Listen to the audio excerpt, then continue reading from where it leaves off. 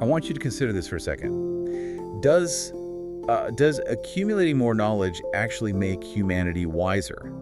Or does it simply hand us more powerful tools to repeat the exact same moral mistakes? Oh, that is the ultimate paradox of human history, isn't it? Right. I mean, we are building artificial intelligence, we're mapping the human genome, and yet we still fight wars over the exact same territorial and ego-driven disputes that we did, 3,000 years ago. It really forces you to ask a tough question. Has our moral evolution actually kept pace with our astonishing technological leaps? Or are we just, well, toddlers playing with loaded handguns? That is exactly what we are unpacking today. Before we jump in, enjoy a bold new take on book coverage with this critique. Excellent for aspiring writers. If you find this expanded format valuable, we'd love to hear from you. Your feedback helps guide our future content. And just so you know, you are experiencing a unique two-host AI conversation powered by Google's Notebook LM for deeper, more dynamic book analysis. Today we are exploring Charles Van Doren's A History of Knowledge, Past, Present, and Future. But let me be clear with you right up front. Our mission today is not just to summarize a list of historical facts. We are here to rigorously evaluate this book's vision for human flourishing and democracy. Yeah, and to do that effectively, we are going to rely on a couple of critical lenses. First, we will use Mortimer Adler's intellectual hierarchy. Oh, I love Adler's framework. It's so useful. If you aren't familiar with Adler, he basically argued that human thought progresses through 4 stages. You start with mere data, raw facts. Then you organize that into information. Right, giving it some structure. Exactly. Next comes understanding, which is knowing how those facts work together. But the absolute peak is wisdom. Which is the why. Right? Yes, knowing why any of it matters and what we ethically ought to do with that knowledge. Because having the data to, say, split the atom is very different from having the wisdom to know when or even if you should do it. Precisely. And we are also going to apply the Paul Elder framework for critical thinking. This means we won't just accept Van Doren's claims at face value. We are going to dig into the hidden assumptions beneath his arguments. Like, what does he assume about human nature? Right. Exactly. And what are the real-world implications of those assumptions when we test them against core constitutional values like equality, justice, and human dignity? Okay, so let's start right at the foundation of his argument. Van Doren presents this really interesting core thesis, that there's a fundamental difference between scientific progress and moral progress. Right. He argues that human knowledge essentially never ceases to progress, mainly because of our collective memory. I mean, think about it. With the invention of writing and now massive digital storage, every single generation adds to a permanent foundation. We don't have to relearn calculus from scratch every century. Thankfully. But progress in governance, justice, and morality, he says that is completely different. It is not inevitable at all. Yeah, he points out that while we possess the historical knowledge of what human excellence looks like we have the writings of Socrates, we have the speeches of Martin Luther King Jr., possessing that knowledge does not automatically translate into moral action. Right. A society can read all the philosophy in the world and still completely revert to despotism. I often think of it like this. Human knowledge is like a smartphone operating system that gets constant cumulative updates. We're on, iOS 500. That's a great analogy. But human morality is like the physical hardware. It fundamentally hasn't changed since the Pleistocene era. We're running highly advanced, incredibly dangerous software on ancient, completely unaltered machinery. It is a striking image. But if we apply the Paul Elder framework here, we actually have to challenge the assumption beneath that. Is it truly a given that moral progress cannot be engineered in a reliable, cumulative way? That's the big question. Right, because if we accept the author's premise that moral stagnation is just a prominent feature of human nature, does that absolve us of the responsibility to actively build better systems? I don't think it absolves us at all. If anything, I'd argue it raises the stakes. How so? Well, if you know the hardware is prone to overheating, you don't just shrug and give up. You build better cooling systems. If we know that moral regression is always lurking, it demands a much more rigorous defense of our civic institutions. We can't just sit back and rely on technological momentum to somehow save our political freedoms. Exactly. You have to intentionally design the system to account for human flaws. And, that actually brings us to how our immense technological momentum was built in the first place. The 2 massive leaps he talks about. Right. The book identifies 2 permanent leaps in human history. The first is what Van Doren calls the Greek explosion in the 6th century BC. The Greeks were unbelievable. They essentially invented philosophy, atomic theory, and mathematical proofs. But here is the fascinating contradiction. Despite their absolute genius in theoretical geometry, the Greeks were remarkably terrible at basic calculation. They really were, Yeah. and it's wild to think about. We have to look at why that was the case. It wasn't a lack of intelligence, obviously. It was a structural limitation in their tools. The Greeks lacked positional notation and the concept of zero. To put that in perspective for you, imagine trying to do long division or complex engineering using Roman numerals. Try dividing 4 teeth by 3. It is a logistical nightmare. The physical symbols themselves fight against you. Exactly. And the text contrasts the Greeks with the Babylonians, who had grasped positional notation and the concept of zero much earlier. Because the zero is not just a placeholder, right? It is a conceptual revolution. It really is. It allows math to scale infinitely and be manipulated easily. So you had the Greeks building these incredible theoretical frameworks, but they completely lacked the pragmatic arithmetic engine to drive them. It's like having the blueprint for a Ferrari, but no engine. Right. It actually took centuries for the Hindu-Arabic numeral system, which included that vital concept of zero to finally merge with Greek theoretical geometry. And once those two things finally synthesized, it just lit the fuse for the second massive leap, the 17th century scientific revolution. This is where we get the ultimate tool, the scientific method. Yeah, Galileo, Descartes, Newton. They taught humanity how to systematically measure, explain, and manipulate nature.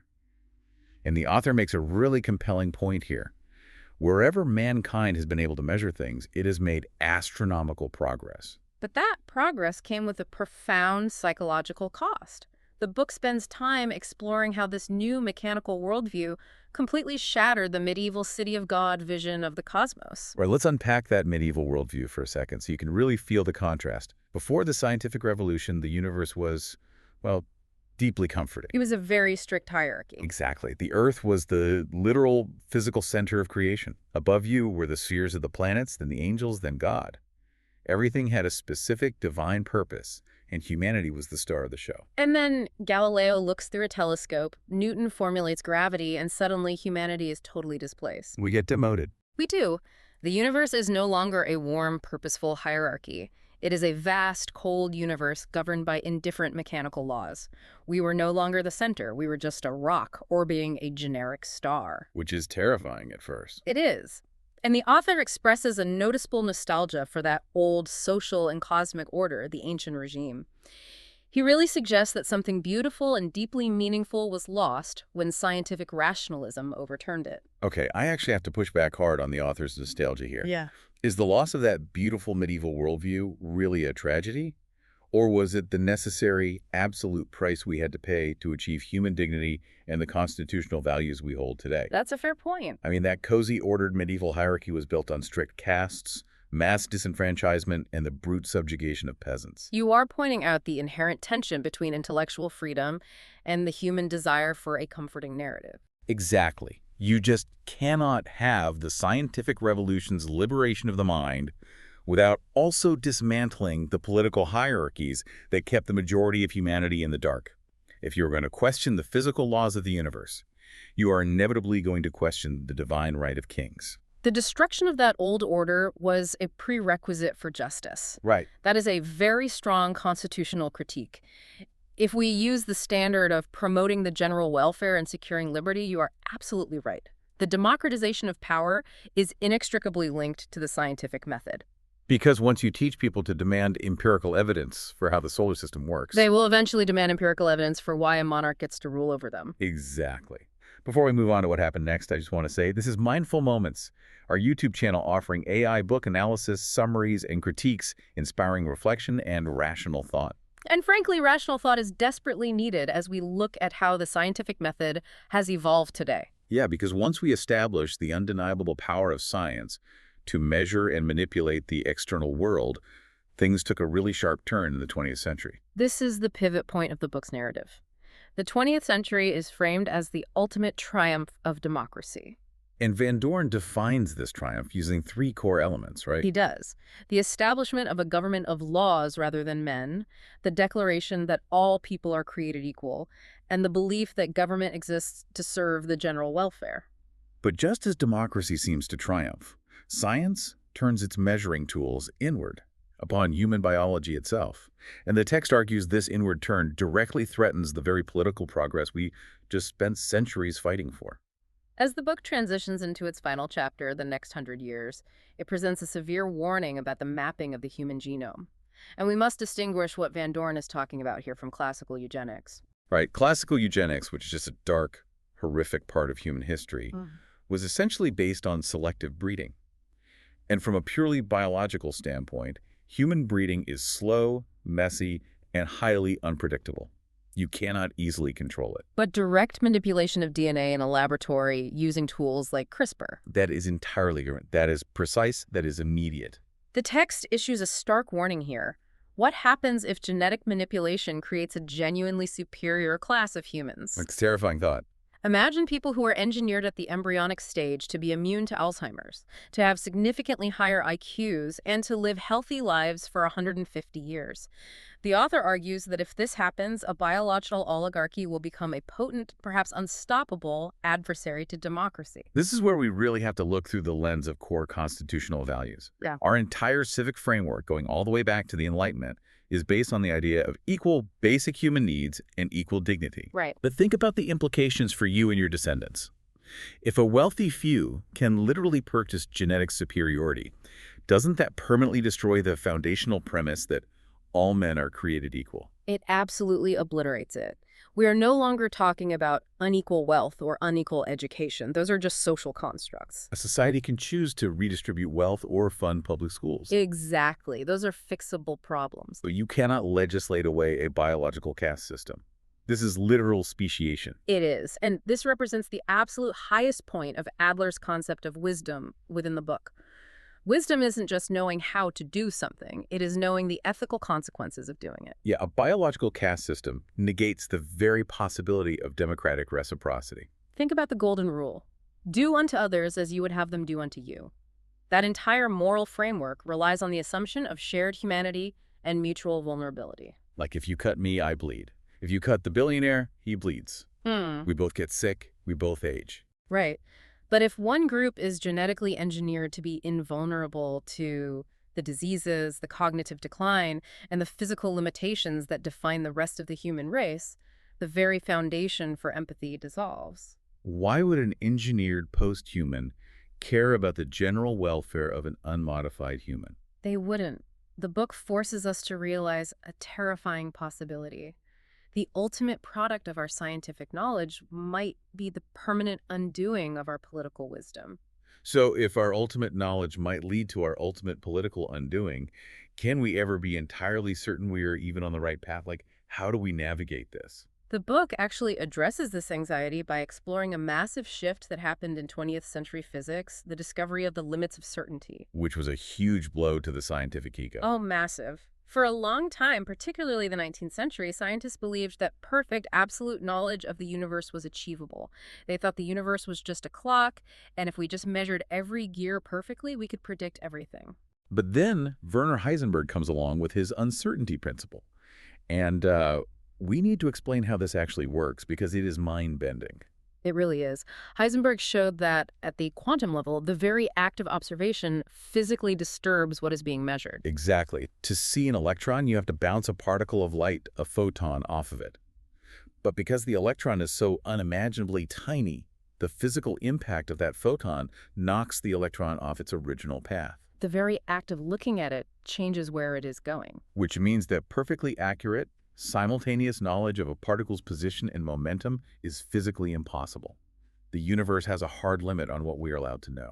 And the author notes that this discovery had a profoundly humbling effect on modern thought. We had to accept that our knowledge is inherently defective and imperfect. Yet, and this is crucial, the text makes a vital point. This imperfect knowledge still works incredibly well. Right. We accepted mathematical and physical uncertainties, and it did not stop us from achieving monumental feats. Think about the Apollo 11 moon landing in 1969. Neil Armstrong and Buzz Aldrin did not step onto the Sea of Tranquility using perfect, absolute math. They used physics and computations that were technically approximations. That's a really good point. I like to think of it like modern engineering. We don't build a suspension bridge to hold exactly 10,000 pounds just because our calculations say the traffic will weigh exactly 10,000 pounds. We know our knowledge of the materials and the wind is imperfect. So we build in a buffer. Exactly. We intentionally build the bridge to hold 50,000 pounds. We use margins of error to navigate our own ignorance. That is a perfect way to conceptualize it. Science today is deeply pragmatic. We use margins of error to push forward into the unknown. And as the book projects into the future, it explores disciplines that attempt to push even further into that dark. Like ideonomy. This completely blew my mind. Yes, ideonomy, the study of the laws of ideas. The text discusses how language actually stores vast amounts of knowledge unconsciously. Over millennia, as vocabulary develops, it essentially secretes knowledge within words. It is a brilliant concept.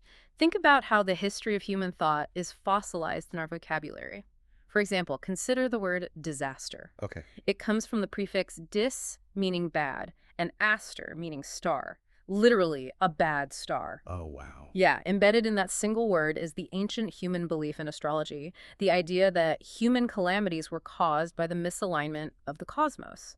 Analyzing these linguistic structures on a massive scale might reveal hidden laws of how human thought evolves. And the book also looks outward, shifting from the history embedded in our language to the possible history of the cosmos.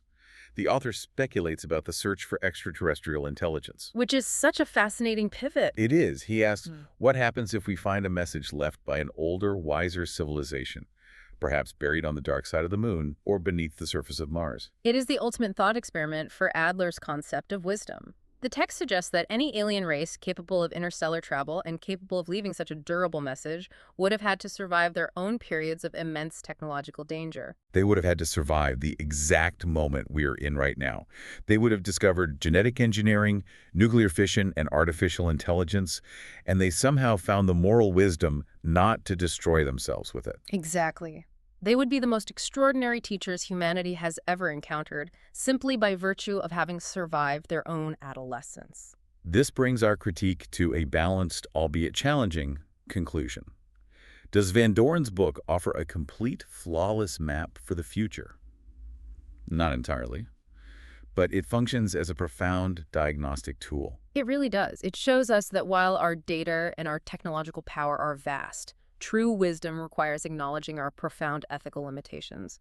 Wisdom demands that we actively protect our shared humanity against the very tools our brilliant minds have invented. Which leaves us with a lingering, provocative question drawn directly from those speculations about alien messages. Think about this as you go about your day.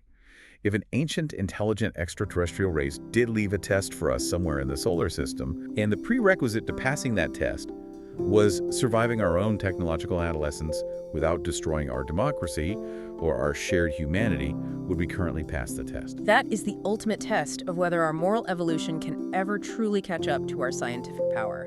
For full guides and resources, visit the TBT, Google site, and Patreon links in the description, or use YouTube if you prefer captions, playback speed controls, or multilingual support.